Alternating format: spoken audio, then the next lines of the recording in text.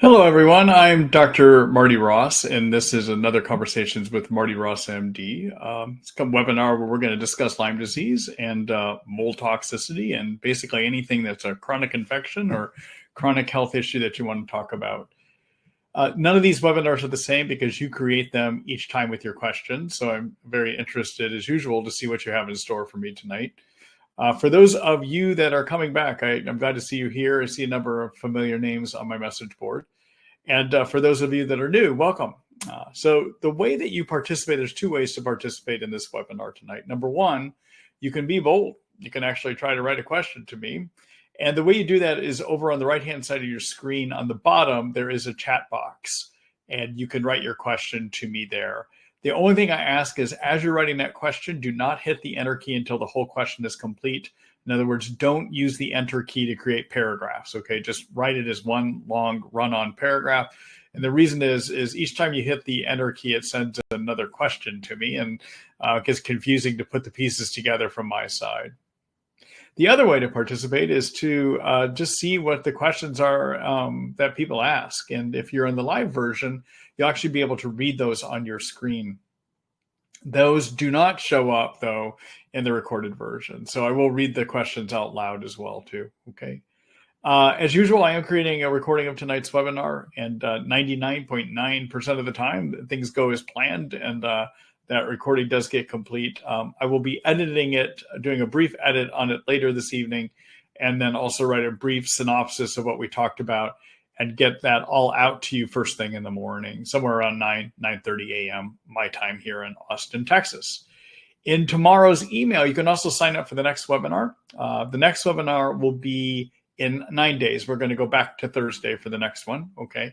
The reason I had to go with the Tuesday night tonight is that I'm actually traveling, or will be at a medical convention on Thursday, a medical conference, and did not want to break from the conference to come and do this. So that's where things are, all right?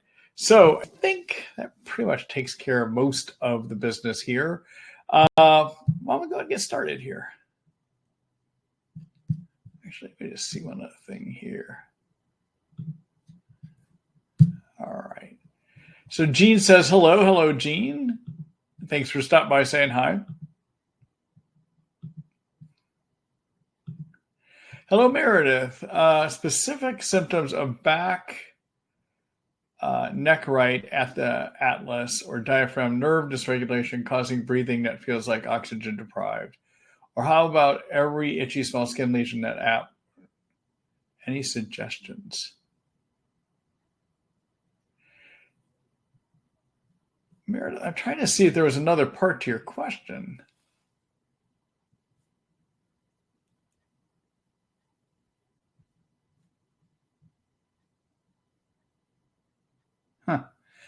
I'm not, let's see, specific symptoms of back and neck right at the atlas or diaphragm nerve dysregulation causing breathing that feels like oxygen deprived.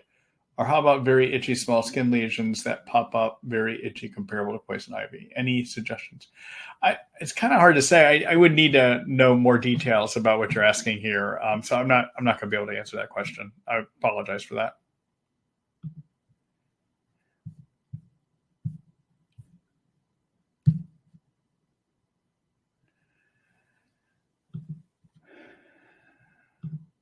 Hello, Kate. Let's see. Hi, Dr. Ross. Thanks for answering my question.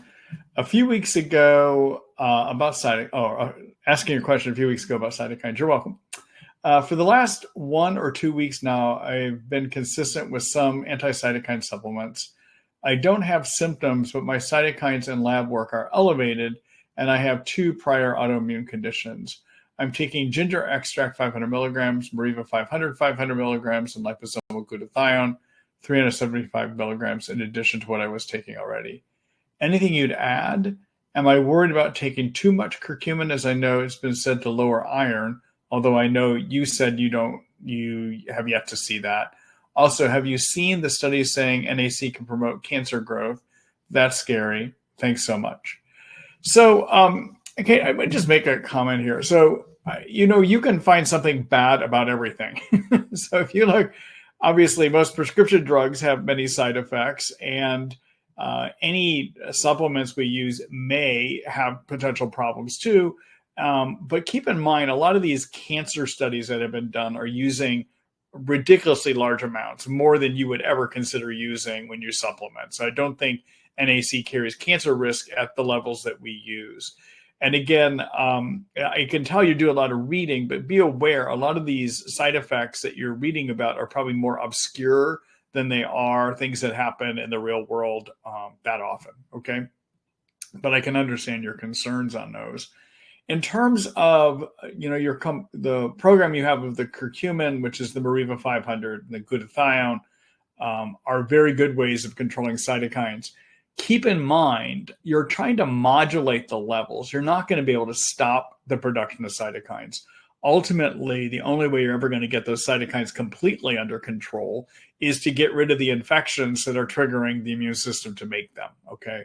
But you can regulate, you can keep those levels from being extremely high, and that's using the glutathione and the curcumin that you're doing here, all right? Good luck to you.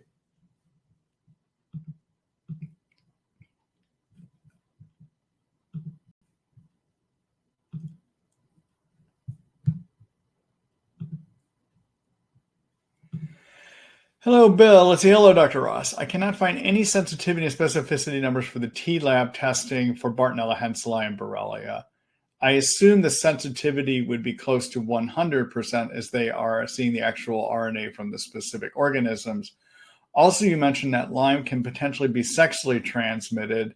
I do not see any references about Bartonella being transmitted sexually. Your thoughts? Thank you. Hold on just a minute. Excuse me. So I have not seen any science that says that says Bartonella is transmitted. I want you to know that. But knowing of what kind of a germ Bartonella is, and knowing what can happen with similar infections, we wonder if it can be transmitted. Many of my colleagues would tell you they have people in their practices where they think they got it sexually, where they might have had a partner that had it and they got it. But what I can tell you is we don't have solid science. We wonder if it might be able to be sexually transmitted, but we actually don't have any hard science that shows that. Okay. In terms of sensitivity, so T-lab, I assume you mean the T-lab microscope exam, is a very specific test, not necessarily a sensitive test. And let me tell you what I mean by those words. I think you have it. I don't think you've described it quite correctly in your question. All right. So sensitivity, that term means what is our ability to find an infection. All right. And T-Labs has a test for Bartonella, and they have a T-Lab microscope exam test for Babesia. Those are the two things they're looking at. Specifically for Babesia, they're looking at one strain called Babesia odicoli. Okay. And for Bartonella, they're looking for one strain, which is Bartonella henselae. That means that they're not testing for all strains of Bartonella, and that means they're not testing for all strains of Babesia either. Okay. Now, we do not know the actual true sensitivity, the ability for those tests to find anyone that has Bartonella henselae or anyone that has Babesia odicoli. That testing has not been done by T-Labs, and one has to wonder if it would actually be low anyhow. And the reason is you would have to have a germ swimming by the needle at the very moment that the blood is drawn. And especially with Bartonella, the Bartonella tends to live intracellularly or within the endothelial cells that line blood vessels. So they may not be swimming by the needle that easily, all right? So we don't know the actual ability of this test to find all infection. On the other hand, because it is a test that uses a microscope to look and find these germs, these infections, once they are seen on a microscope, the chances of that being a false positive is quite small. So therefore, these are very specific tests when it comes to Bartonella henselae and for Babesia odicoli, okay? Meaning that when it finds the test, it's real, okay? All right, so that I think that answers your question there, all right? All right. Thanks for the question.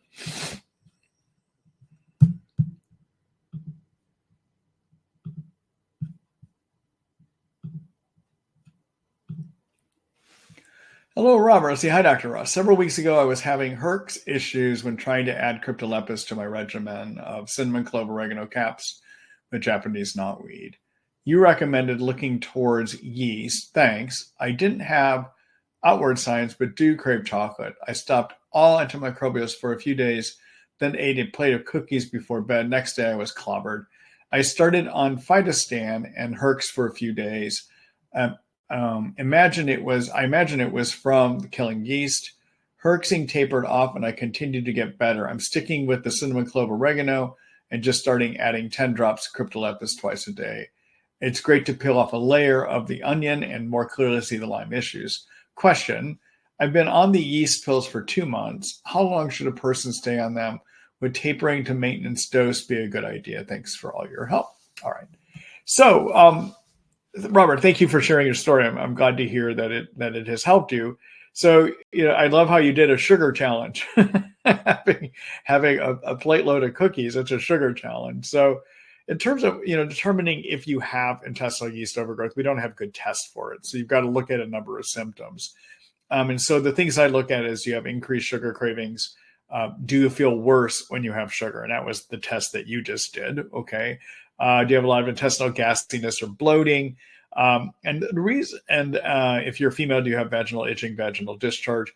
And then another symptom that can sometimes indicate intestinal yeast overgrowth is if you have increased levels of skin rashes, like eczema or like pimples and acne. Okay, toxins that get released from yeast in your intestines get absorbed into the bloodstream, and there they interact with the skin, leading to an increased amounts of skin rashes, including pimples and acne as well too. All right. Typically, when you're using herbal preparations to treat for intestinal yeast overgrowth, that's usually they'll work about 80% of the time, and it takes 2 months. So you would want, if you had symptoms that we could follow about the yeast, meaning you had gasiness and bloating, you had sugar cravings, then I would say just treat long enough to make sure those are back to normal. But we don't have that in your situation. All we have is the cookie challenge test. I guess, I mean, if you want to do, I guess you could do another cookie challenge and see if you crash afterwards, but I wouldn't advise that. So everyone, the reason that I had suggested to Robert to look for intestinal yeast is when somebody has, the main reason you feel badly whenever you have tick-borne infections is that the immune system, white blood cells, and trying to get rid of those infections manufacture a bunch of chemicals called cytokines, okay? And cytokines are good and bad. On the good side, cytokines cause more white blood cells to be made. They draw those white blood cells where the infection is, and they help those white blood cells work better. Okay, that's great, all right? But if the immune system is having a hard time dealing with a problem, like dealing with too many mold toxins, or dealing with COVID, or dealing with tick-borne infections, or dealing with yeast, it will trigger more cytokines to be made. And it's the excess cytokines that give you most of what we call Lyme symptoms. So brain fog, fatigue, body pains, hormonal dysfunctions, all those symptoms that we associate with chronic infections are due to cytokine excess, all right? And so when somebody's not progressing through a treatment well, I have to start wondering, have they, as a result of being on these various antimicrobials, have they developed too many yeast in the intestines? And so if they have, then I want to try to get rid of those too many yeast, because that can become a contributing factor that's leading to more cytokines, okay? And I think that's what we wound up deciding with Robert. Okay, now Robert, since you had yeast, you want to do things to prevent the yeast returning. And, using the herbal antimicrobials like a Capri Plus or a Phytostan, 2 pills twice a day, is something I'll use to get rid of yeast. But once somebody has had them, I'll stay on them. I'll have a person remain on those as part of a preventive regimen, and also have them take probiotics to help prevent the yeast returning as well too. All right. All right. So I'm going to do a quick screen share. I want to show people information you can look at later about all of this.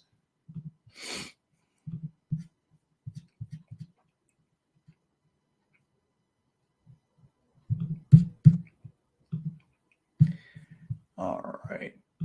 So this is Treat Lyme by Marty Ross MD. This is my Lyme disease information site. In terms of how do you approach diagnosing too many yeast in your intestines and how do you treat it, look at my yeast section here. Oops, let me get out of here. I guess I'm logged in. Let me get it so it looks better for you here. Go back. All right, so on my yeast page, I have one problem called a silent problem. Is it yeast? And I describe here how you would go about diagnosing based on symptoms, okay? Also, then over here is an article called Kills and Prevents Yeast, a Brief Guide. And when it comes to preventing yeast, just to show you here. So down here is what I call the basic steps to prevent yeast, okay? You could either do a prescription called nystatin, or you could do an herbal combination like the Capri Plus or the Phytostan, and they're right here. I need to highlight them, but they're right there. And then be on probiotics, and then also limit simple sugars and juices too. Okay, all right.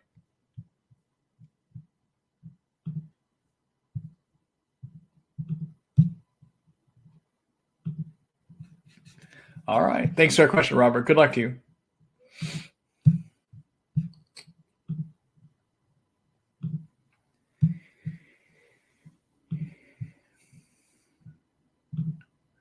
Hello, Andrea. Let's see. I've been treating Lyme and Bartonella for 2 months now with not much improvement.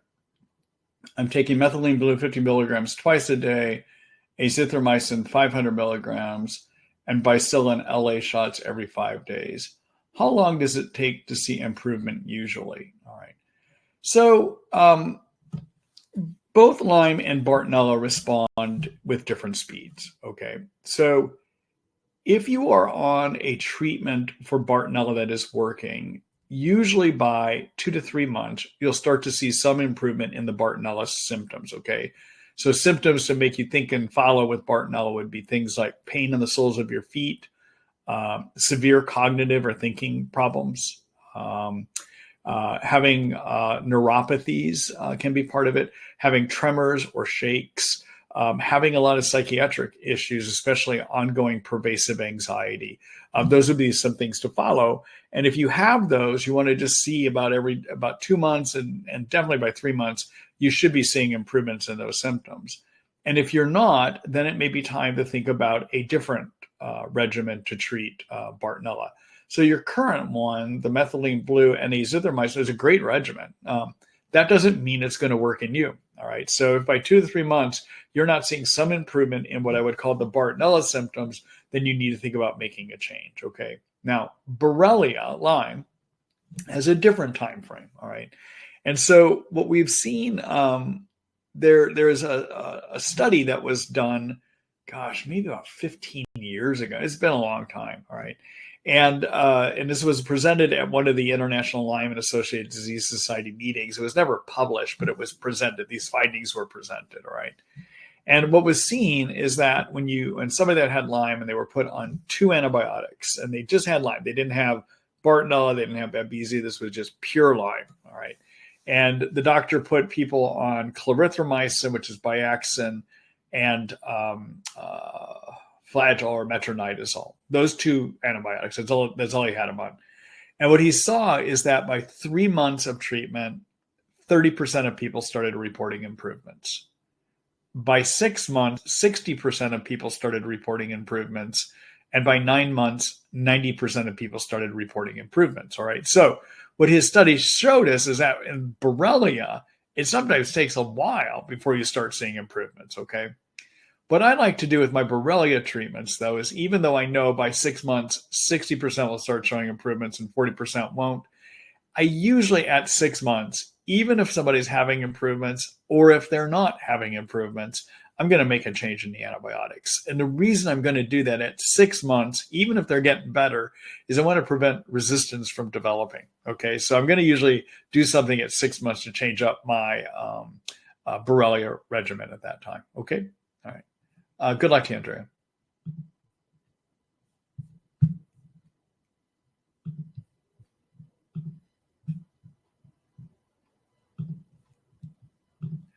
Hello, Brandy. Let's see. Any updates on any of the new, interesting, unusual experimental stuff, such as gallium nitrate, PMF mats, SOT, LED light therapy, etc.? Anything else interesting on the horizon that you're reluctant to even mention, but at least warrants curious investigation? So there is not anything new and interesting on the gallium nitrate front that I'm aware of. Okay. In terms of PEMF mats and also, I'll say red light therapy, those are methods that you can use to help manage inflammation and pain. They can be things that help support a person while they have infection. So either the PEMF or the red light therapy can do that. Okay. In terms of SOT, I personally think it's a scam. And I know that sounds quite strong, but I have to tell you what SOT, and I have an article out. I mean, I'll show you the article. You can go back and read. You can review the science yourself. All right. But what is done, SOT stands for supportive oligonucleotide therapy. All right. And what the theory behind doing supportive oligonucleotide therapy is that you give these. So what oligonucleotides are is they're the building blocks. Nucleotides are the building blocks of your genetic material, either RNA or DNA. All right. And the way that your cells replicate or germs replicate is they have to translate the DNA of the germ has to be translated into something called RNA, and then RNA is used as a blueprint to help produce proteins that are needed for the germ to grow. All right. What SOT does is it takes strands of nucleotides that attach to the RNA so that it cannot be interpreted. It blocks the interpretation of the signals that are supposed to tell proteins to be made for the germ. All right. Now, here, that all sounds great. I mean, great. All right. So there's a company in Greece that is developing these SOT therapies. And here's where the problem comes in. They started, and there's many reasons to think that SOT should not work. Okay. So the idea with SOT is you have to give these nucleotides to somebody, and then somehow it has to be stable to get to the person. And then it has to get through the blood and not be destroyed. And then it has to be absorbed into a cell. All right. So to show all those things, you need to do an experiment to show that all that stuff happens. RGGC never did any experiments. They just started offering SOT and said it works. But they never did any experiments showing that it even actually gets into the cells. All right. Secondly, they've been selling this stuff for years, and they never did a study to show that it even makes a difference for people that have tick-borne illnesses. All right. Now, in theory, it might, but there's many reasons to think it should not because there's a lot of hurdles to overcome. All right. Now, finally, they did come up and they did a study, but the population that was studied was so small, we can't tell if it could be replicated.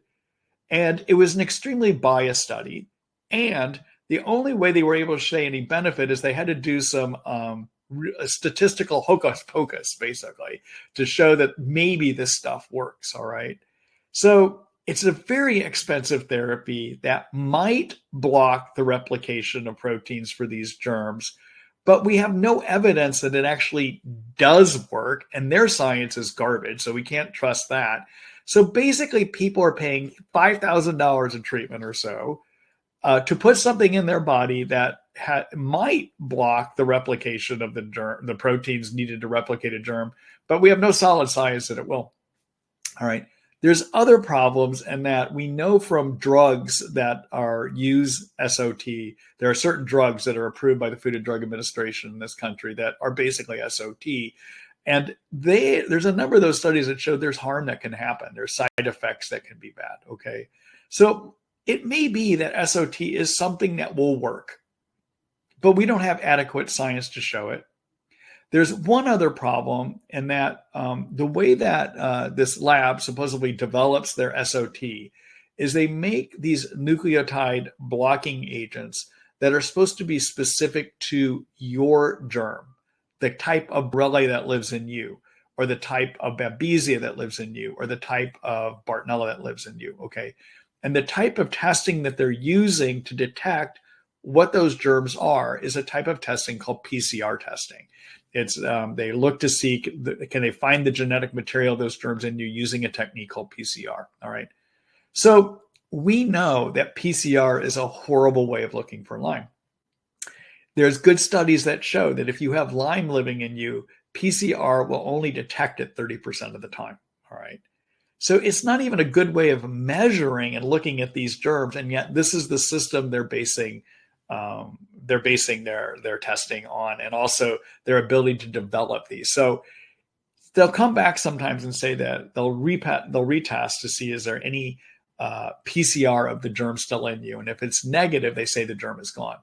Well, the problem is it's going to miss it 70% of the time anyhow, so it's not a reliable way of looking to see what these germs are. And I could make the same argument for Bartonella or Babesia. So I'm just not a big believer in this stuff. I'll show you my article where you can read through with more detail, and you can even look at the science yourself, though. Okay, let me go ahead and do this here.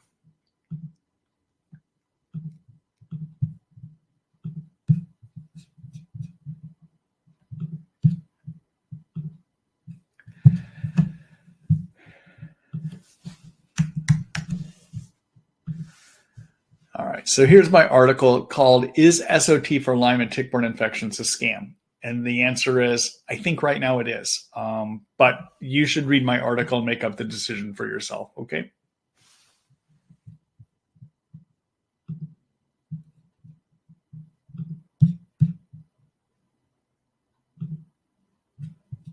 Thanks for the question.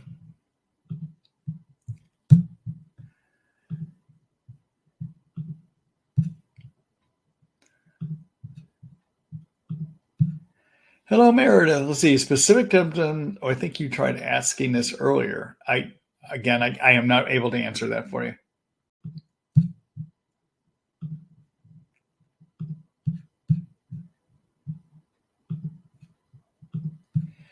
Hello, Sherry. What have you found to be the most effective for the treatment of Babesia? So, the way that we treat Babesia is we use antimalarial agents. And what is effective and works has been changing.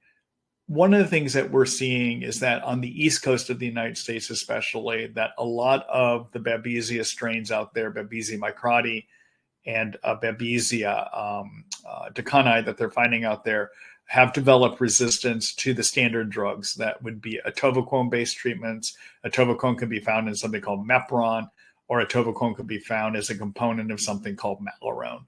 Historically, our best treatments involved using atovaquone combined with some other drugs, okay? All right. Out on the West Coast, where I most recently practiced, we still find that these atovaquone-based treatments work well. And out there, what I was doing was usually starting with atovaquone-based treatments, and I find they still work about 80% of the time, but we're being told on the East Coast much less, okay? All right. Because of that, I think on the East Coast, it's maybe better to start working with what are called quinolone or quinoline-based treatments, which would involve something called tafenoquine or another drug called primaquine as your main antibabesial agents. Out on the West Coast, my tendency has been, because I was still finding effectiveness for Malarone and for Mepron-based treatments, was to use those first, and only if they didn't work, go with a tafenoquine or a primaquine-based treatment. Part of the reason that I was doing it that way too is for the longest time we had a shortfall of tafenoquine and primaquine, and I was trying to save them for patients that everything else had failed. More recently, my understanding is tafenoquine has become more available. And so if you're asking what I think the best treatment is, it's to do a treatment involving tafenoquine. It comes as a 150 milligram pill. And I usually would start a person on 2 pills one time a day. And I would dose it at either once a week or once every 2 weeks. I have found both ways to be useful. A lot of my colleagues I know are doing it so that they'll do it at least once a week, okay? And then I would combine that with azithromycin, 500 milligrams a day. And I also would use atovaquone with it. Okay. So the atovaquone would be a teaspoonful 3 times a day. All right. That I think is probably the best treatment these days. All right. But it can be expensive and it can be hard to find. And so therefore I still, especially on the West Coast, still like to go with the atovaquone based treatments as well too. All right. Let me show you an article where I break this down a little bit more for you.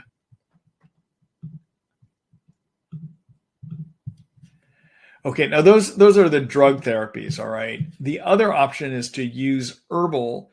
And if you use herbal, what I like doing for that, hold on here a minute.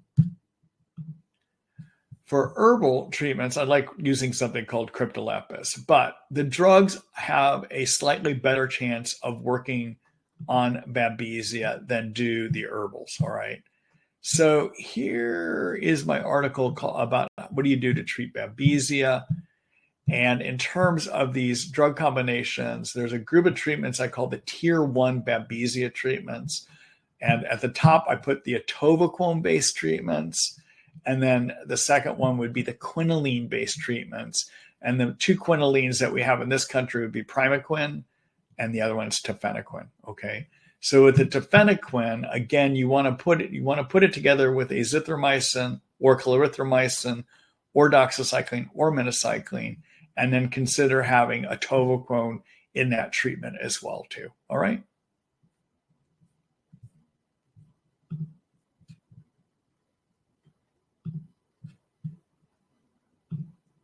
All right. Thanks for the question, Sherry. Good luck to you.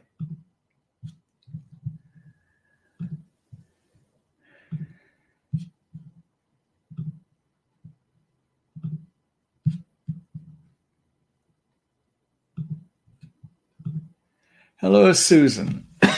Excuse me just a minute here.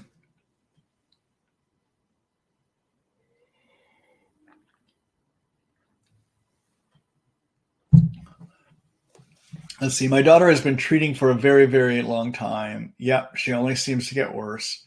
Recent cavitation surgery and contents, which the oral surgeon says seem to be mostly lymph fluid, came back positive for a number of bacteria, but also Lyme, Babesia, tick-borne, and Bart. She's been treating all 3 of these, obviously unsuccessfully. DNA Connexsions did this analysis. What do you suggest to do? She's also differed 5 times in the last year with many last resort IV antibiotics. So unfortunately, I don't trust DNA Connexsions. So independent labs like DNA Connexsions and like IGeneX and like T Labs, they're supposed to do testing, a type of testing called validation studies, where they test their test to find out how accurate it is at determining what issues they're trying to search for. Okay, so in the case of IGeneX, with all of their various methods, usually test their test to see how accurate it is. Okay. So for instance, they're given samples of blood with borrelia from the Centers for Disease Control, and the CDC in these samples knows which ones have Lyme and which ones don't. And then IGeneX uses their test method to see how accurate are they determining which ones have it and which ones don't. Okay. All right. By comparison, DNA Connextions has not done such studies. So even though they test for these infections, it's not clear what the meaning is of their test because we don't know. All right. I can tell you in my practice, because my practice in Seattle, in that practice, I functioned as a referral doctor, where often people would come to see me that had been seeing other practitioners and weren't necessarily getting well. Then they would come see me. And I had a number of people that did come in with those DNA Connextions tests, and their DNA Connextions would say, you have Bartonella or you have Babesia.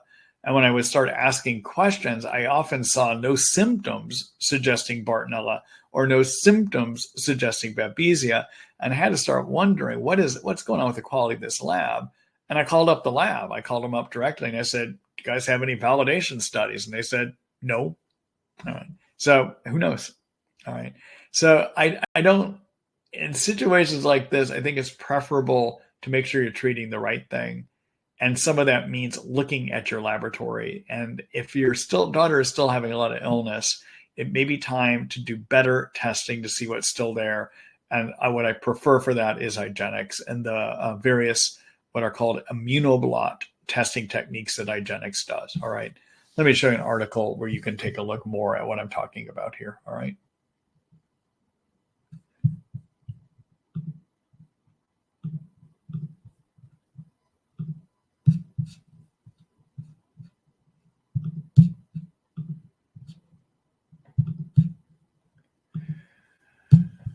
All right, so let's see here.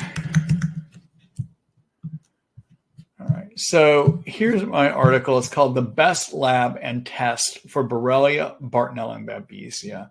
And I review the various testing that you can do out there, but in the end, it's the IGeneX immunoblots that are best. And in this article, I explain why, okay? And down here, you're going to see I say Vibrant Labs and DNA Connexsions are not valid. I don't support using these labs because I haven't done validation studies to tell us what if their testing is accurate or not.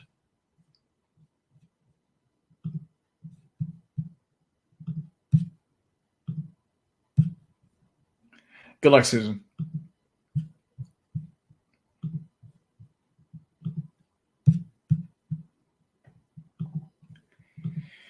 Hello, Joseph. Hi, doctor. Have you ever heard of Bart or Babesia causing itchy red tender bumps on some knuckles on my hands that come and go?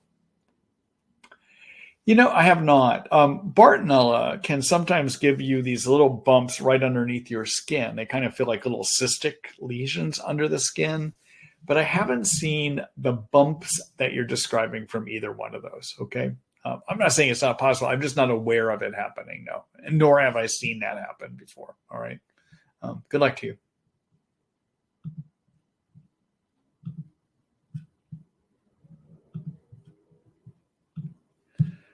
Hello, Lindsay. I see. Have you ever seen a case of Lyme Bartonella where the person develops some blind spots in their eyes? They get better with treatment, but worse with herx reactions.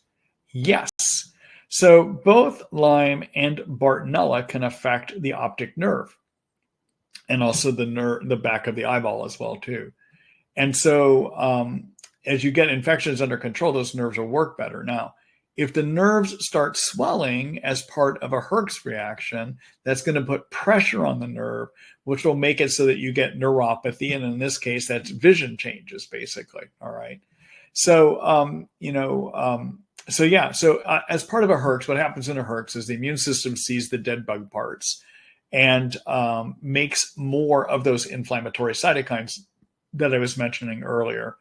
And one of those things that those inflammatory cytokines do is they lead to inflammation and swelling. All right. So your optic nerve or the nerves that are impaired can swell, causing them to dysfunction. And then you can get more of these blind spots. So as the herxing gets better, that swelling goes down and then the nerves start working better. Okay. Yeah. Good luck to you.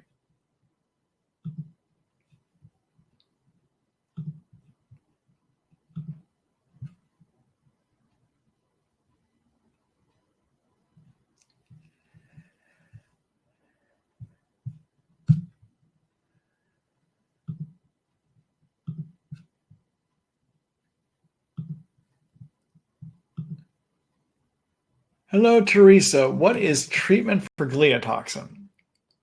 So gliotoxin is a mycotoxin. It's a toxin that comes from mold that you can find in wet buildings, but also it can come from yeast in our intestines too. All right. So finding gliotoxin could be improved by killing yeast in your intestines if you have intestinal yeast overgrowth.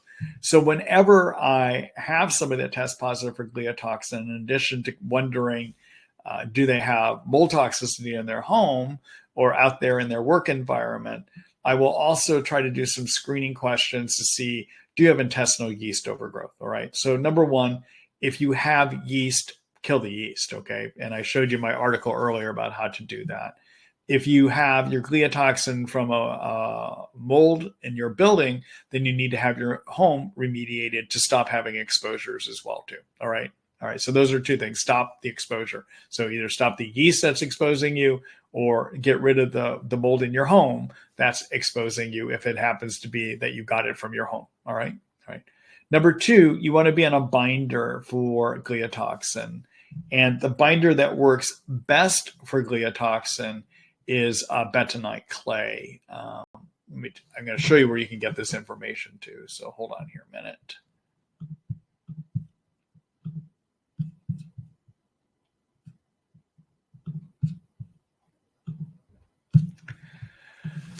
All right, so in my online guide, take a look in my detoxification chapter, and then look in this article called Mold and Lyme Toxin Illness. And then if you scroll down here, I talk about binders. And in this section called specific binders, I talk about what's going to work best. Okay, so down here at the bottom it says, and gliotoxins are bound best by bentonite clay. All right. And so that's what I would wind up doing for that one.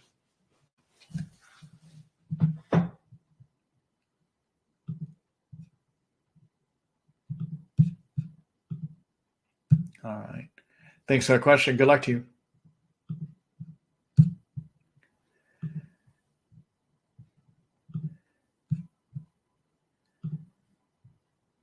Hello, Annette. Let's see. I have started taking Banderol and Cemento, and I have an increase in anxiety and depression symptoms. Is this a possible side effect? What do you recommend for treating Lyme and Bartonella? I have been taking the drops for 10 days, and I am up to 10 drops twice a day. All right. So I have started taking Banderol Cemento, and I have an increase in anxiety and depression symptoms. Okay, so there's a couple things that could be happening. So first of all, as you kill germs with Banderol Cemento, so Banderol is otobabart, Cemento is TOA-free cat's claw, all right? As you start killing germs, you're going to cause a herx, all right? And what happens in a herx, again, is the immune system sees the dead bug parts and it reacts by making more cytokines. Increased cytokines can lead to anxiety and depression, all right? I will also tell you, although I have not seen Banderol or Cemento as a side effect lead to anxiety and depression, it could happen. So there's another rule that I have in medicine, which is anything can happen to anyone with anything. All right. So anything we take has common side effects, but sometimes we experience unique side effects of that thing in us. All right. So it's possible Otoba and a cat's claw could be causing anxiety as a side effect, but I'm kind of doubtful. Okay. All right. What I would probably do is you might stop increasing those drops until the anxiety depression pass. And the other thing I would do is make sure you're doing a good protocol to lower those cytokines as part of a herx reaction. So for that, I like using curcumin and I like using liposomal curcumin. The product I like for that is a product that's made by Thorne called curcumin phytosome. It's a 500 milligram pill, and I would have people take one pill 3 times a day. In addition, I would get on a form of glutathione known as liposomal glutathione. Glutathione is a very strong antioxidant that is made in all cells in our body. As an antioxidant, it lowers signals that tell white blood cells to make cytokines. By comparison, curcumin gets inside white blood cells and blocks the production line, okay? The other thing that glutathione can do in terms of helping with herxing is it helps remove toxins that are triggering some of the cytokines to be made as well too, all right? And so the liposomal, the reason we want liposomal is a glutathione can be easily destroyed in the stomach unless it gets absorbed well. And liposomal glutathione is well absorbed. The product I like for that is a product by Research Nutritionals called Trifortify, and that is because they've got a formulation that they've proven, there's science that they've shown us that shows it's well absorbed. It actually does dramatically increase glutathione levels, all right? So the curcumin phytosome, 500 milligrams 3 times a day, and the Trifortify, either an orange or a watermelon product, a teaspoon once a day will help start to decrease that, okay? Now, in terms of the treatment that you're on right now, the Banderol Cemento are covering just borrelia, okay? In terms of Bartonella, I would suggest looking at using Sita acuta and Hutania. And then in addition, for both Lyme and Bartonella, you need to be on something that's dealing with what are known as persisters. All right. So Bartonella and Lyme both have a growing state, and that's most of the germs are in a growing state. The Banderol cemento deal with growing Borrelia. The Sita acuta Hutania deal with growing Bartonella. Okay. All right. But then what I also like to use that's useful at going after these persisters, and maybe 5 to 10% of growing Bartonella and 5 to 10% of growing Lyme change into these things called persisters. Think of them as hibernating forms of the germ.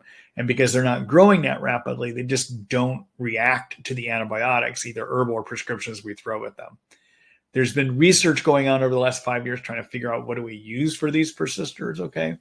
And the combination I really like is a product that has cinnamon, clove, and oregano in it. There are cinnamon, clove, oregano capsules, and based on Johns Hopkins research, these are great at dealing with the persister side of Bartonella and Borrelia.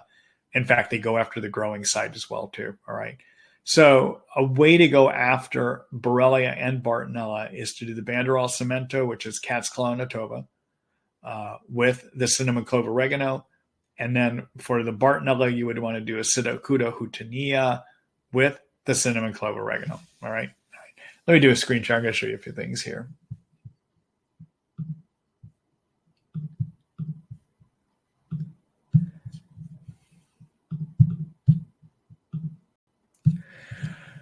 All right. So take a look at my Lyme protocol. And over here on this column, there's a navigation menu. So the co-infections of Bartonella and Babesia, I'll start there. All right. So for Bartonella, my preferred herbs are the Hutania, the Sita acuta, and the liposomal cinnamon, clove, and oregano combination.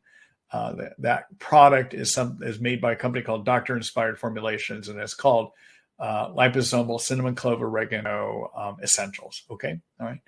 And then in terms of your herbal option for Borrelia, you would want to take a look up here in this Lyme infection section, and that's the Atoba bark and cat's claw, and then the cinnamon, clove, and oregano combination too. Okay, so I explained those there. All right.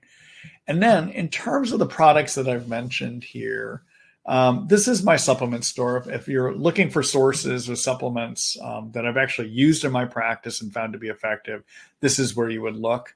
The advantage of buying from me is that I've done the job already of trying to figure out what are good quality products. Number two, when you buy from me, I pay your taxes. You don't have to pay your taxes. And then the last thing is we have free shipping available as well too. All right. And also, when you buy from me, you support the work I'm doing with these free webinars and my free information site as well too. But anyone can order from here. All right. So in terms of the curcumin that I was telling you about,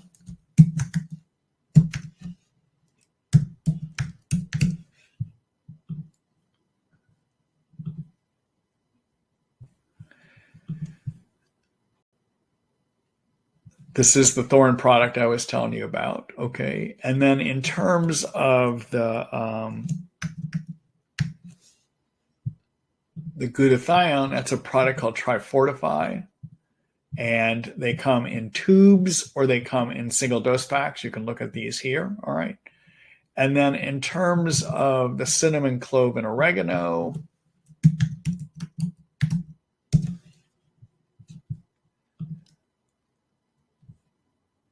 this is the cinnamon, clove, oregano that I was telling you about. Okay.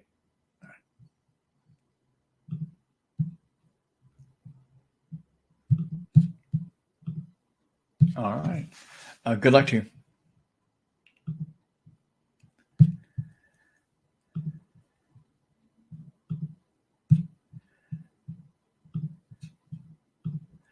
Hello, Lindsay. Let's see. What direction would you go in treatment for Bartonella if your neuropsychiatric symptoms of visual snow, depression, detachment feeling worsen? Could herx reactions cause worse neuropsychiatric symptoms during Bartonella treatment? And if so, how would you lessen these symptoms? So, Lindsay, just follow through. This is a follow through question on what I was just talking about. So, worsened neuropsych symptoms during treatment often is due to excess cytokines. Okay. And so I would do the curcumin I was mentioning earlier, and I would look at the glutathione. If using the curcumin 3 times a day and the glutathione once a day is not effective enough, then what I would do is double the curcumin to 2 pills 3 times a day and increase that liposomal glutathione up to 1 teaspoon twice a day. And often that is going to be enough to help. Okay. All right. And then the other, that's where I would start. Okay. I mean, we can talk about different ways of killing Bartonella as well too, but usually when you see a worsening like this, it usually means that it's a cytokine excess problem. Okay. All right. Good luck to you.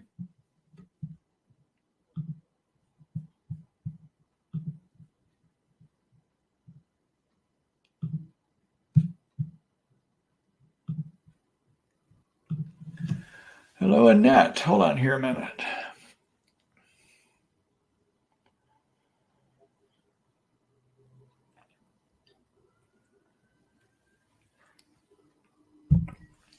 So what do I recommend for anxiety symptoms? So first of all, try to get your cytokines under control, all right, because they often can be part of the driving thing. Figure out which of your infections might be leading to that. And Bartonella usually is the major contender. If it's pervasive anxiety, which you most of the time think Bartonella, Lyme can sometimes do it too. If you have more panic attack anxiety, think Babesia. All right. So just be aware, you got to figure out which germ is leading to it. All right. So control cytokines, kill germs. All right. And then other things that you can do for the anxiety. Number one, from an herbal medicine standpoint, there's a couple of things you can do. One is to use 5-hydroxytryptophan, also known as 5-HTP. It is a building block for serotonin. And if we raise serotonin in the brain, that can help with anxiety. So you can do 5-HTP as a 50 milligram pill 3 times a day, or you could even increase it all the way up to 100 milligrams 3 times a day. Okay. It is similar action, if you will, to what prescription antidepressant medicines do that we would use to treat anxiety. So the SSRIs, like your Paxils, your Prozacs, your Zolofts, your Celexas, they also raise serotonin. But the way they raise serotonin is they block the destruction of serotonin that's made in the brain. So they artificially elevate serotonin by limiting it being destroyed. Another way to increase that serotonin is just give more of the building blocks, which is the 5-HTP. Okay. Another thing that can be useful for anxiety is an herbal medicine called L-theanine. L-theanine is a component of green tea. All right. And it's not caffeine, though. I want to be clear about that. But it is useful because what happens is L-theanine gets absorbed. When you take it, it gets absorbed. And up in the brain, it is converted into a chemical called GABA. And our brain has a number of receptors, which are called GABA receptors. If you give more GABA to a GABA receptor, it just calms things down. Okay. So the L-theanine, and that's L-theanine, THEANINE, is sold as a 100 milligram pill, and you would want to do 100 milligrams 3 times a day, and you could even increase it all the way up to 4 pills.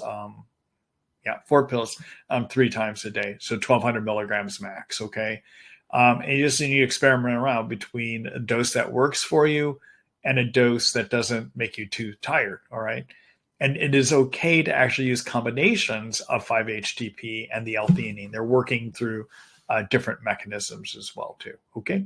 All right. And then finally, if the herbs don't work well, then I am going to look at doing prescriptive medicines, and I might look at doing the SSRIs, either a Prozac, Celexa, one of those medications as well too. I usually don't like to start there though.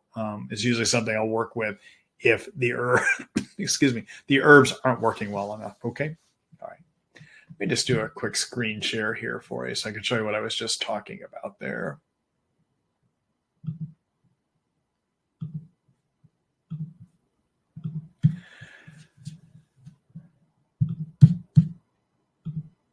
Okay, so the theanine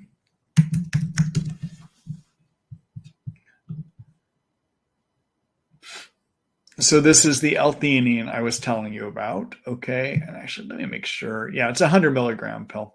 All right. And then the 5-HTP is a product by Thorne, 5-hydroxytryptophan. And that's the product right there. All right.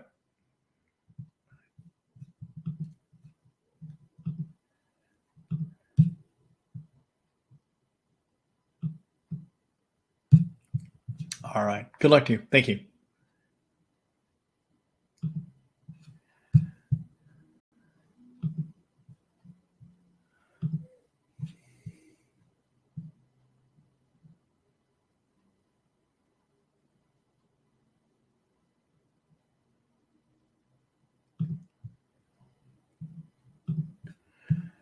Hello, Lisa. Let's see. Hi, Edmund. I just sent a question but lost connection. Has my question been received or shall I resubmit?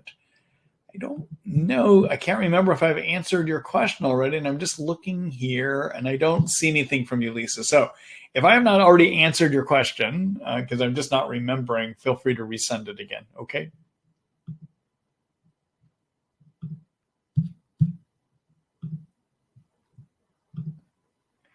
Hello, Mary. Hi, Dr. Ross. Hope your shoulder is feeling much better this week. It is. Thank you. Many of you may know, some of you may not know, but about a little over 2 months ago, I had a shoulder surgery to remove a couple big bone spurs and to change where my biceps tendon connected. So, it's been a little bit of a recovery, but finally this last week, the pain started really getting a lot better and I'm getting much more mobile. And I'm thinking motorcycle riding is just around the corner. That's what I'm hoping for soon. So anyhow, thank you for asking.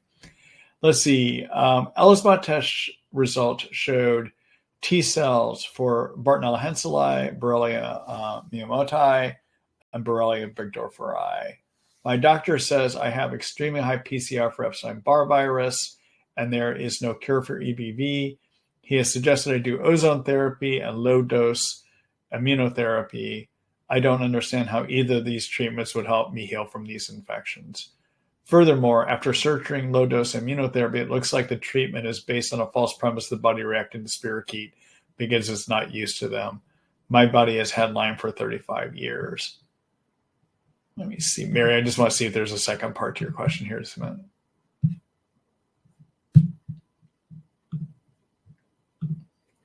All right.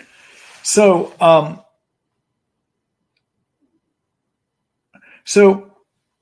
viruses like Epstein-Barr, human herpes virus type 6, and cytomegalovirus are common in healthy people. All right. So many of us cohabitate with these viruses.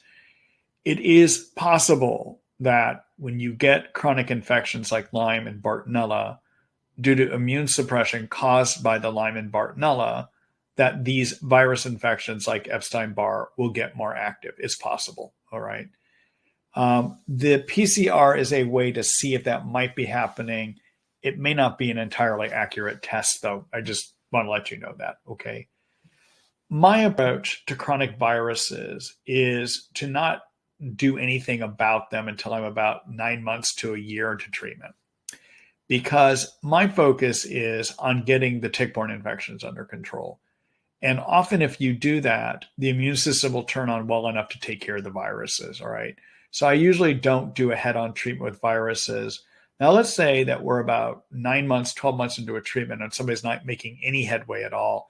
Then I'm going to start wondering about chronic viruses. And if they have some testing showing they have immune reactions, so antibodies against the viruses, or even PCR testing showing they have them in them, then what I'm going to do is usually use combinations of olive leaf extract and reishi mushrooms and something called transfer factors to target the immune system against those. In terms of ozone, I'm not a big believer in ozone, and let me explain why. So it is true, if you take a test tube full of germs, whether it's viruses or bacteria, and you take ozone and you put it in the test tube, all those germs will get killed. So ozone on direct contact with germs can kill them, all right? If you do the same experiment, but before you put the ozone in, you put a small drop of blood into that test tube, then you add the ozone, there's no killing of the infections. The reason there's no killing is your blood is full of antioxidants and it neutralizes the killing effect of the ozone. Now, I will admit, people that get ozone sometimes will feel better. And the reason they feel better is that getting ozone results in extra oxygen delivery to your mitochondria, your cell energy factories, and you'll feel better because you get a power energy boost, basically. But in terms of in living human beings being a good germ killer, it is not. It is not for Lyme, and I don't believe it is for virus infections as well, too. So I don't agree with that. The low-dose immunotherapy was something that was really big a few years ago. Basically, it uses microscopic amounts of, well, actually, it's using homeopathic levels of germs to try to stimulate your immune system, all right? So what happens in homeopathy is we give you the thing that causes your problem, but we dilute that thing so many times that there aren't any molecules of the original substance left. And all that's left is the energy imprint of that substance. So the energy imprint of Borrelia or the energy imprint of Bartonella, if you do LDI for that, okay? And maybe about 6-7 years ago, there was this whole craze where everyone was trying this. I think in the end, most of us that tried it became very disenfranchised and did not find viable, long-lasting results from it, okay? So I'm not a big believer in that one as well, too, all right? Yeah, anyhow, I think I answered your question there. I would focus on your Bartonella, and I would focus on your Borrelia. Whatever you do for Borrelia is going to take Borrelia burgdorferi will take care of your Borrelia miyamotoi as well, too. Look at my Ross Lyme support protocol for things that would are an effective way to deal with those. And by correcting all that stuff that I address in the Ross Lyme support protocol, your immune system will start working better to get the viruses under control. Okay. Let me show you an article here. So there are steps you could take for viruses at about 9 months. And I'm just going to show you the article where you can look at that.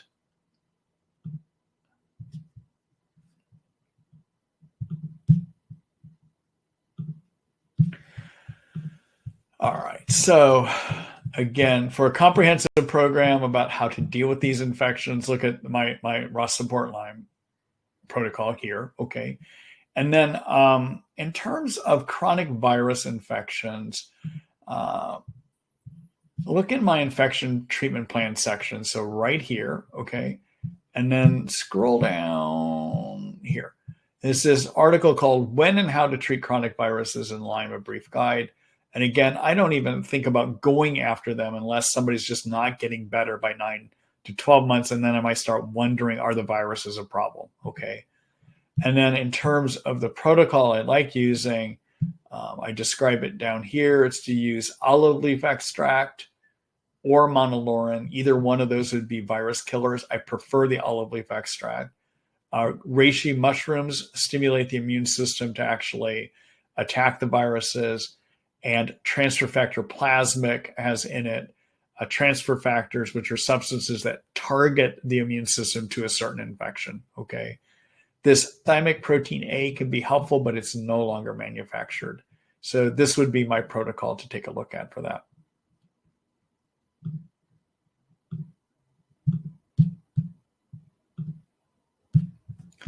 Good luck to you, Mary.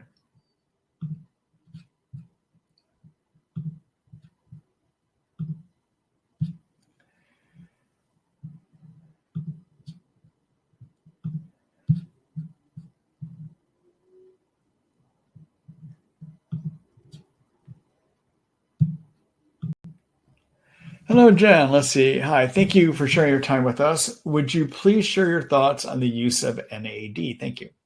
So NAD is a substance that's used within the mitochondria, and it's a chemical that is used in the process of mitochondria generating a type of cell energy called ATP. All right. And if you give more of this building block for the mitochondria working well, sometimes you can get better energy production. I haven't, and that's in theory, all right. I haven't found that much benefit from it, to be quite honest with you. My preferred way of getting the mitochondria to work better and produce more energy is to fix the mitochondria outer membrane and to work with the antioxidant glutathione to repair mitochondria from the inside, and sometimes to use a methylene blue. And then let me explain all those, okay? So when you have chronic infection and you have mold toxicity, or you have chronic infection, or you have mold toxicity, one of the things that happens is this leads to hyper oxidation state within the blood. The immune system, in trying to deal with these chemicals, makes a lot of oxidation agents, and these oxidation agents can eventually damage the fatty membrane covering that makes up your mitochondria. Your mitochondria covering the outer membrane on it is known as a bilipid layer, a layer of phospholipid fats. And those phospholipid fats can get damaged. Now, if they get damaged, that interferes with a few things, or a couple things. Number one, you need a healthy membrane so that fat and sugar can be absorbed to the inside of the mitochondria to be converted into cell energy, all right? So if that membrane's damaged, you don't get adequate transport of your fuel sources into the mitochondria, all right? Secondly, this process of creating ATP requires electrons to be transferred through a process called oxidative phosphorylation. And the sources of electrons come from this healthy membrane as well, too. So you don't get adequate electron transfer, and you don't have adequate energy generation, right? So you want to fix that. And the product I like to do that is something called ATP 360. It's a product by Research Nutritionals. It's made up of these phospholipid fats encapsulated in a way to get good absorption, all right? In addition, it has a number of micronutrients in it that can help your mitochondria work better as well, too, all right? I like to combine that with liposomal glutathione. Glutathione lowers the oxidation levels within your mitochondria so they can start repairing and recovering as well, too, all right? And I usually like to do a teaspoonful of the Trifortify product one time a day, all right? And I like to give that a try for about 2 months. If things are getting better with energy, then I will keep that going for a total of 6 months, all right? But if that's not working well enough, another thing you could try to do is to see if you get somebody to prescribe to you methylene blue. So methylene blue is a drug that has been repurposed and helps with a number of things in Lyme disease. So the reason methylene blue is developed is that what it's approved for is to treat a condition called methemoglobinemia. And this is a condition where your hemoglobin, the protein in the middle of your red blood cells, doesn't release oxygen well enough. And at times, it basically just won't release it at all. And then people become oxygen starved. So in an emergency situation, you can give intravenous methylene blue, and it has the effect of bumping the oxygen off of the hemoglobin, giving the oxygen to the tissues, okay? All right, so that's what it's approved for, all right? But we know in Lyme disease and in tick-borne illnesses, there's other reasons to use it. Number one, methylene blue has been shown in laboratory experiments to be quite effective at treating persister Bartonella and persister borrelia, all right? So you can use it for persisters. It kills the germs, all right? Number two, I mentioned that in these mitochondria energy factories, the process where a lot of this ATP is made, this cell fuel is made, is through a process called oxidative phosphorylation. And there's a number of what are called complexes in this, that if any one of the complexes gets damaged, it gets all bogged down. So methylene blue has a way of patching this complexes that get damaged, all right? So it's an oxidative phosphorylation patch. And so you can get more rapid return of ATP production. And it results in better mitochondria function. This leads to better energy, which can also sometimes lead to better cognition. So methylene blue is being looked at in the world of dementia and Alzheimer's dementia, and probably helps with Lyme dementia and Lyme cognitive difficulties as well too. Finally, the other thing that methylene blue can do that can help thinking is it helps raise levels of thinking chemical a neurotransmitter called acetylcholine. All right. So methylene blue is a wonderful thing. You have to have it made by a compounding pharmacist as a 50 milligram pill twice a day. The two pharmacies here in the United States that make it, one is called PD Labs in Cedar Park, Texas, just outside of Austin here. And there's another lab down in St. Petersburg, Florida, called InfuServe. And then also you can find some IV therapy companies, these companies, sports recovery companies, for instance. Many of them are now starting to offer IV methylene blue in their clinics, right? So there's a spa I go to here in town. They're offering IV methylene blue drips as part of athletic recovery. And the reason they're doing that is that, again, it helps your mitochondria work and repair more quickly, all right? So anyway, those are some thoughts for you, okay?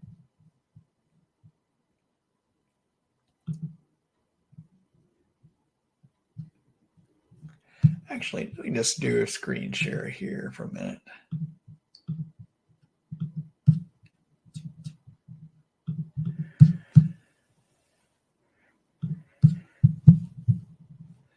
Trying to see if I updated my mitochondria article to have methylene blue in it. I think I did, but let's go back and look here.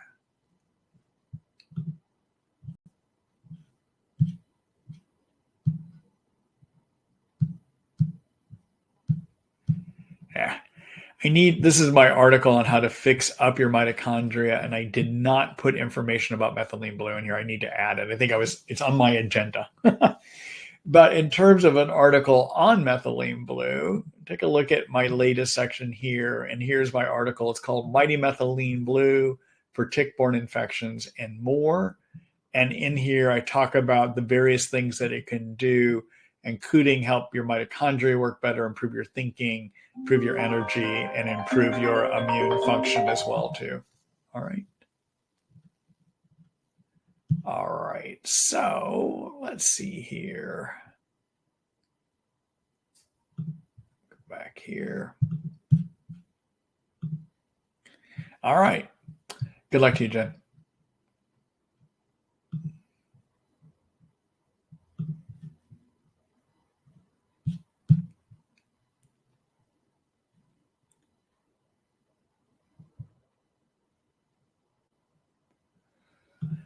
Let's see here.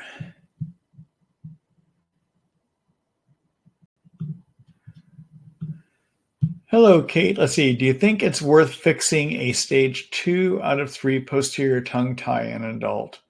I know this has become a huge trend in the chronic illness community. Thanks. I honestly don't know. I'm sorry. I'm not knowledgeable enough about that topic area. Okay. Something I can look into, though, but I'm just not knowledgeable enough to speak of it off the top of my head here right now.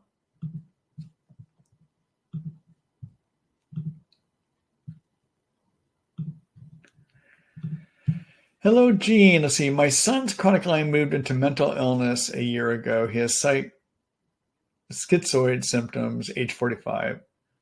Any helpful thoughts? It's being treated as psychiatric. They do not acknowledge Lyme. Oh, boy. So I'm sorry to hear that. When people have severe mental health problems as part of tick-borne infections, think Bartonella. Borrelia Lyme could be part of it, but you always have to cover for Bartonella as well, too. They may not be giving you much help on the topic, but when your son gets out of the hospital, that's where he is right now, you might want to look at some of the various herbal ways that I recommend treating for Bartonella and get him on a treatment for that. Talk to his physician about that, or find a Lyme literate medical doctor that can give you some help in trying to go after that. Okay. All right. I'm sorry to hear that. Good luck to you.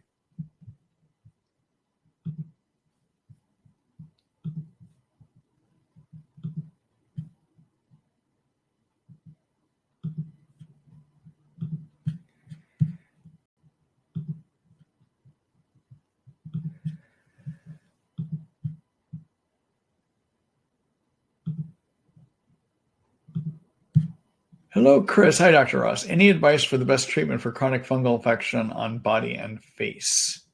Currently, I'm treating BART, BAB, and Lyme with antibiotics and natural meds. I would need to know more to give you a very detailed response, but usually if you've got skin involvement with fungus or yeast, you want to use a systemic antifungal, and usually prescription. So something like a fluconazole or something like an itraconazole, and you would want to take on the fluconazole 200 milligrams once a day. Itraconazole is 100 milligram, 2 of the 100 milligram pills once a day. That would be my approach. I might be able to give you a more thorough approach if I can actually see it, but that would be what I would consider doing. Okay. Good luck to you.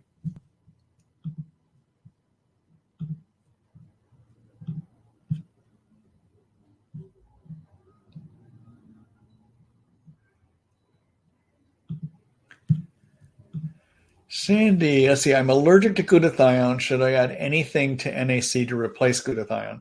So NAC is N-acetylcysteine, NAC is a building block for glutathione. So in people that have insensitivities or allergies to glutathione, I sometimes will rely on the NAC to help build glutathione in a person. And you would do it as a 500 milligram pill 3 times a day. In addition, another helpful building block to build glutathione is something called alpha lipoic acid, also known as ALA. And you can dose that as 200 milligrams 3 times a day, or there are some companies that make a 350 milligram pill, and you would do 1 pill twice a day of that. So you could do NAC plus ALA to try to get your body to naturally produce enough glutathione. And if you can't take glutathione itself, okay?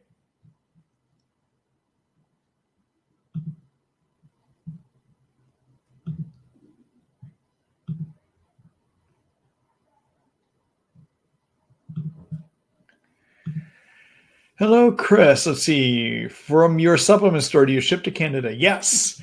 And let me just show you how you would do that real quick.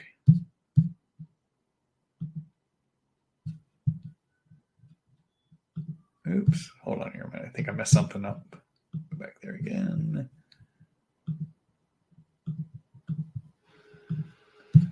All right. Okay. So at my store, let's just throw something in a shopping cart here. Okay. So I just added 5-hydroxytryptophan. All right. So then when you go to the shopping cart, you're going to see a page that looks like this. And then down here at the bottom, you would want to hit this proceed to checkout.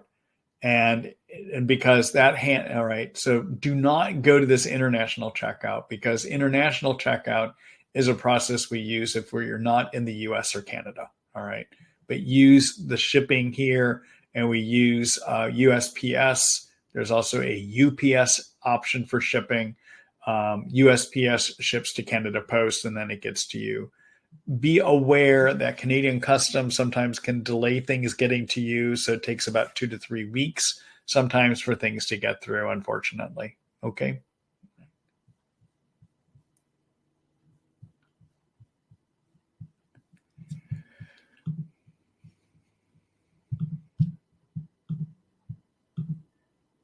All right. Let's see here.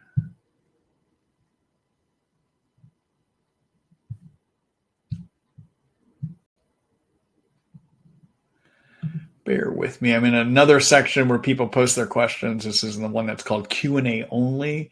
And I'm reading through. Sometimes people post their questions in both places. Let's see.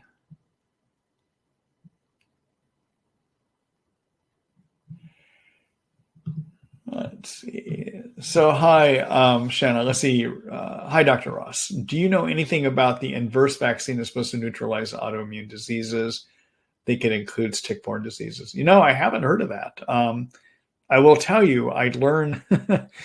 You all sometimes find things that I'm not aware of, and so after you post your questions, I'll start looking into it. So probably by the next time we have a webinar, I will have investigated that. Okay, but I'm not aware of it. Thanks for bringing that to my attention.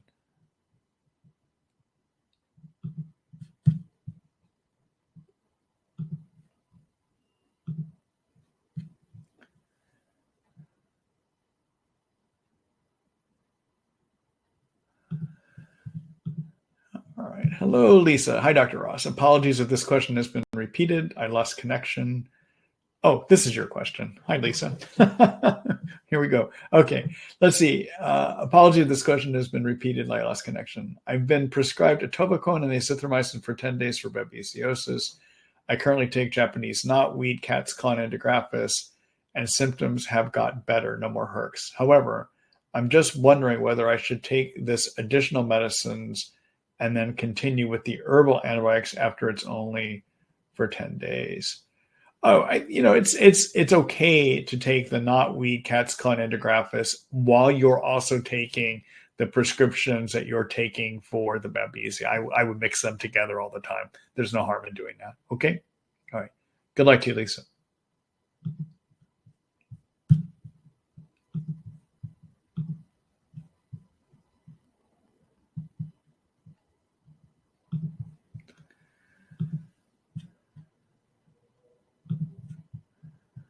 Bear with me. Some of these questions have been posted twice, everyone, so I'm just doing a quick, before I repost them.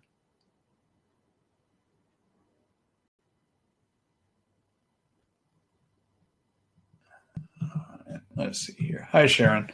Let's see. I'm wondering if you've heard of or seen Mepron or Zithromax causing tongue numbness.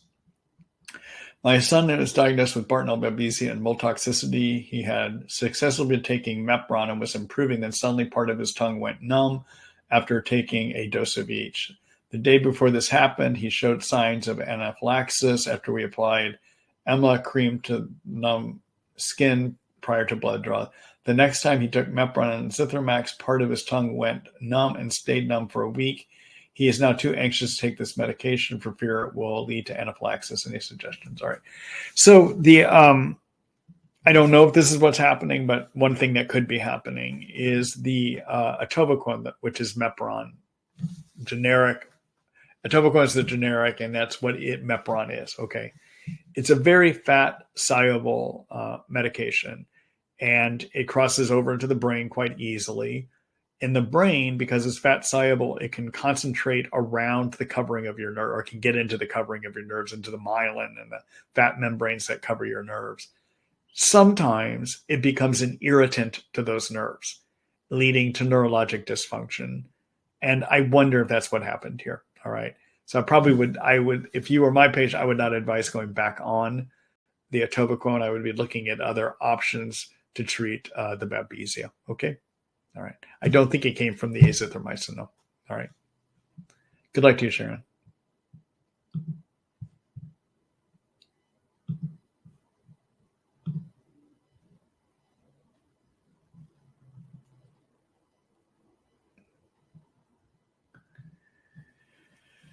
All right. Let's see.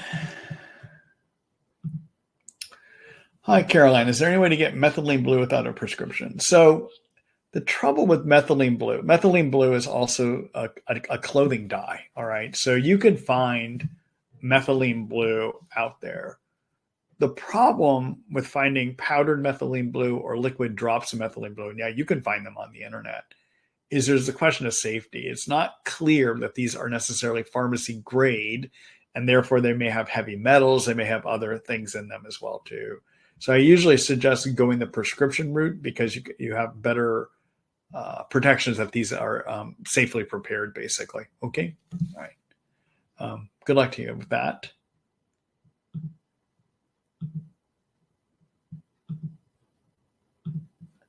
And then Caroline has another question here, which is this a recording? And if so, how would it get the recording?